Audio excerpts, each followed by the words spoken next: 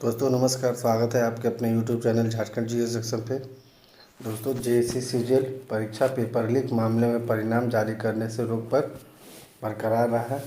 देखिए इसमें अभी जो आपका 17 तारीख को जो हुआ था उसमें मस्ताना सर का नाम आ रहा है, ठीक है। तो चलिए पूरा डिटेल में देखते हैं कोर्ट ने क्या कहा। देखिए झारखंड हाई कोर्ट ने जेएससी सीजीएल पेपर लीक मामले की अब तक जांच रिपोर्ट पर नाराजगी जताई है। अदालत ने कहा कि जांच का स्तर संतोषजनक नहीं है। अदालत ने सरकार को सही तरीके से जांच कर 15 अक्टूबर तक प्रगति रिपोर्ट प्रस्तुत करने का निर्देश दिया। इस दौरान अदालत ने सीजीएल परीक्षा परिणाम पर जारी रोक को बरकरार रखा। अदालत ने कहा कि अभी रोक हटाना उचित नहीं है। हालांकि अदालत ने परीक्षा परिणाम जारी करने पर लगी रोक हटाने के सरकार के आवेदन पर अगली तिथि को सुनवाई करने की बात कही है।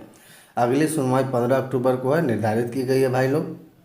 प्रार्थी की ओर से वरीय अधिवक्ता अजीत कुमार और अपराजिता भारद्वाज ने अब तक की जांच पर सवाल उठाते हुए कहा कि इस संबंध में संतोष मस्ताना सर जानते हैं दोस्तों, जो एएसओ अपने आप को बोलते हैं और है भी शायद, संतोष मस्ताना ने पेपर लीक होने की बात डीएसपी को बताई थी, लेकिन डीएसपी यानी विकास श्रीवास्तव जो क्या बोलते हैं डीएसपी की पाठशाला शिवांगन के जो कोचिंग सेंटर के वो हैं मालिक, उनको बताया था।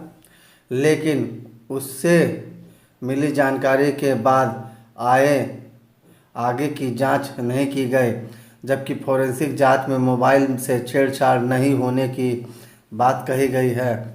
कोर्ट ने सवाल उठाया कि अब तक उससे गंभीरता से पूछताछ क्यों नहीं हुई है, यानी मस्ताना सर से क्यों नहीं हुई है। ये बोल रहा है कि मस्ताना सर ही राज खोलेंगे। चलिए और आगे देखते हैं क्या होता है कि और उन्होंने कहा कि जांच में इस तरह की गहराई नहीं दिखाई दे रही है। कोर्ट ने स्पष्ट कहा कि जांच उसी ढंग से होनी चाहिए जैसे अपेक्षित है, मतलब जैसे अपेक्षा करते हैं, बढ़िया से जांच होना चाहिए।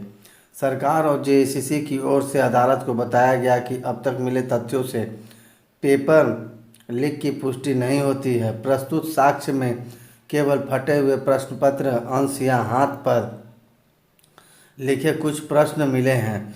इस मामले में अभ्यर्थियों से धोखाधड़ी की गई है। उन्हें नेपाल सहित अन्य जगहों पर पेपर के उत्तर रटने के लिए पैसे की वसूली की गई है। परीक्षा में शामिल अभ्यर्थियों की ओर से सुप्रीम कोर्ट के वरिष्ठ अधिवक्ता गोपाल शंकर नारायण और अमृतांश वत्स ने सुप्रीम कोर्ट के नीट परीक्षा से जुड़े आदेश का हवाला देते हुए कहा कि इतने लंबे समय तक परिणाम रोकना उचित नहीं है। उन्होंने आग्रह किया कि परीक्षा परिणाम जारी करने तक रोक हटाई जाए।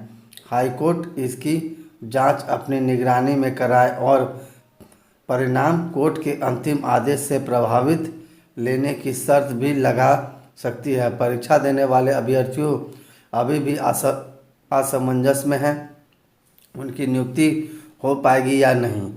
प्रार्थी की ओर से वरीय अधिवक्ता अजीत कुमार और अपराजिता भारद्वाज ने इसका विरोध करते हुए कहा कि परीक्षा में पेपर लीक की घटना हुई है और इसकी गहन जांच जरूरी है। उन्होंने आरोप लगाया कि जांच को जानबूझकर प्रभावित किया जा रहा है। अदालत को उन्होंने प्रमाण स्वरूप ऐसे प्रश्न लिखा है जो कथित तौर पर पेपर लीक और वास्तविक प्रश्न पत्र दोनों में मौजूद थे। उन्होंने कहा कि पूरे मामले की जांच सीबीआई से होनी चाहिए। आपको बता दें कि सीजीएल 2023 परीक्षा पहली बार 28 जनवरी 2024 को हुई थी।